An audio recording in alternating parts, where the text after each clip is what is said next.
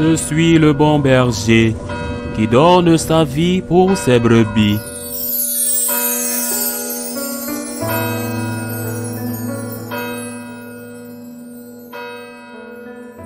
En ce temps-là, Jésus disait à ses disciples une parabole sur la nécessité pour eux de toujours prier sans se décourager. Il y avait dans une ville un juge qui ne craignait pas Dieu et ne respectait pas les hommes.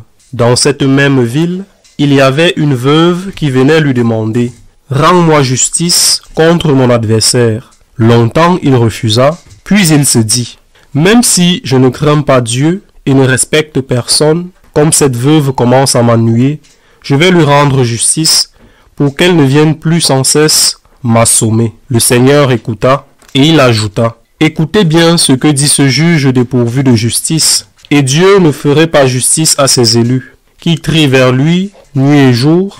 Les fait-il attendre? Je vous le déclare. Bien vite, il leur fera justice. Cependant, le Fils de l'homme, quand il viendra, trouvera-t-il la foi sur la terre? Acclamons la parole de Dieu. L'objectif de cette parabole, comme le dit l'évangéliste Saint Luc lui-même, est d'enseigner aux disciples de la part de Jésus qu'il est nécessaire de prier sans cesse et sans faiblir. Pensons aux enfants, peut-être pas à tous, peut-être pas toujours, mais je l'ai vu à maintes reprises. L'enfant insiste pour obtenir ce qu'il veut. Si après un certain temps, peut-être même peu de temps, il ne l'obtient pas, après la première crise de colère, la première colère, les premiers coups de pied, parce qu'il le veut, il le veut, il le veut, il veut cela. Si au bout d'un certain temps, peut-être même peu de temps, on ne lui donne pas ce qu'il veut, après la première crise, la première colère, les premiers coups de pied, parce qu'il le veut, il finit par oublier. Et si on ne lui a pas donné, au bout de peu de temps, il ne le veut plus et il veut autre chose. C'est un enfant, personne ne peut dire qu'il est coupable de ses crises, de ses colères. C'est un enfant. C'est un enfant. Il faudra l'éduquer pour éviter qu'à l'âge adulte, il reste émotionnellement un enfant. Mais c'est un enfant.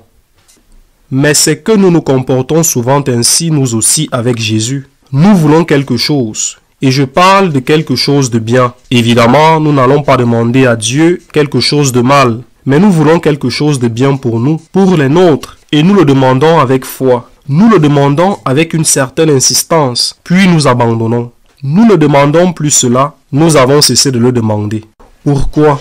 Parce que ce n'était pas si important, par exemple, ou parce que nous avons cessé de croire que Dieu pouvait le faire. Quoi qu'il en soit, c'est nous, avec notre manque d'insistance, soit parce que nous demandions quelque chose dont nous n'avions pas vraiment besoin, soit parce que nous n'avions pas assez de foi. C'est nous qui avons fermé les oreilles de Dieu. Exemple récent. Pendant toute la guerre de Gaza, j'ai prié pour que la paix revienne. Pas un seul jour, je n'ai cessé de prier pour la paix. Cela a pris plus de 2 ans. Cela a été horrible. Mais bon, au moins il a maintenant la paix. Je ne sais pas encore si elle est définitive ou précaire, mais il y a la paix. Il y a la paix.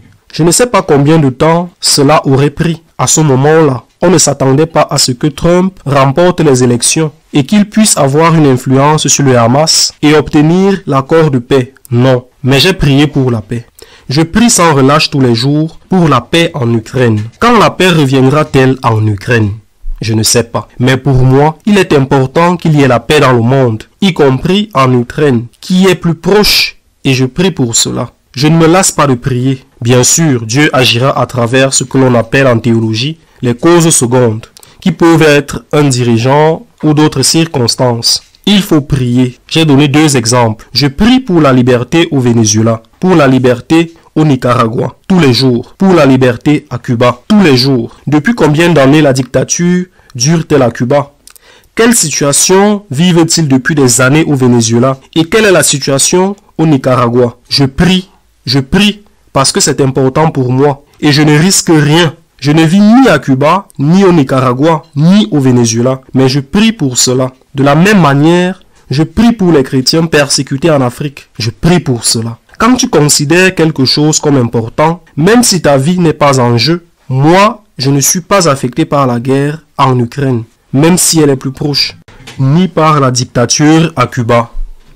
Cependant, je prie avec insistance pour quelque chose que je considère important, croyant en la volonté de Dieu et acceptant naturellement que Dieu nous a rendus libres et que lorsqu'une chose ne se résout pas, c'est parce qu'à côté de la grâce de Dieu, agit la réponse de l'homme qui dans de nombreux cas est négative. Cet évangile se termine par une question. Quand le Fils de l'homme reviendra, trouvera-t-il cette foi? Il ne dit pas qu'il trouvera la foi sur terre, mais qu'il trouvera cette foi sur terre, cette foi. La foi de celui qui croit au pouvoir de Dieu au milieu du mystère. Le mystère se présente lorsque ce pouvoir de Dieu n'agit pas immédiatement. Je demande, cela s'accomplit. Ou lorsque ce pouvoir de Dieu se montre modéré, entravé par la liberté humaine. Nous avons cette foi en la puissance de Dieu. Et j'ose même dire qu'il y a quelque chose, je ne sais pas si c'est la plus difficile, mais au moins aussi difficile que d'avoir la paix et la justice dans le monde. Par exemple, nous demandons avec insistance notre propre conversion. Nous demandons avec insistance que Dieu nous aide à être saints, même si nous constatons que nous sommes pécheurs et que nous avons besoin de nous repentir quotidiennement de nos péchés. Nous continuons à demander avec insistance, avec persévérance, notre propre conversion ou celle de nos proches. Cette insistance, même si elle n'aboutit pas, implique l'acceptation d'un mystère, le mystère de la volonté divine et le mystère de la liberté de l'homme qui est capable de s'opposer à cette volonté divine. Dieu nous a rendus libres avec toutes les conséquences que cela implique. Et le libre arbitre, depuis le péché originel, existe encore aujourd'hui.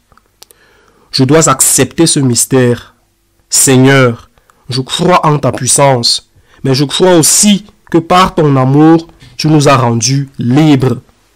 C'est pourquoi je continue à supplier pour que la pierre du cœur de l'homme se transforme. Seigneur, ouvre nos cœurs, qu'elles deviennent une terre fertile où ta grâce puisse germer. Qu'il en soit ainsi.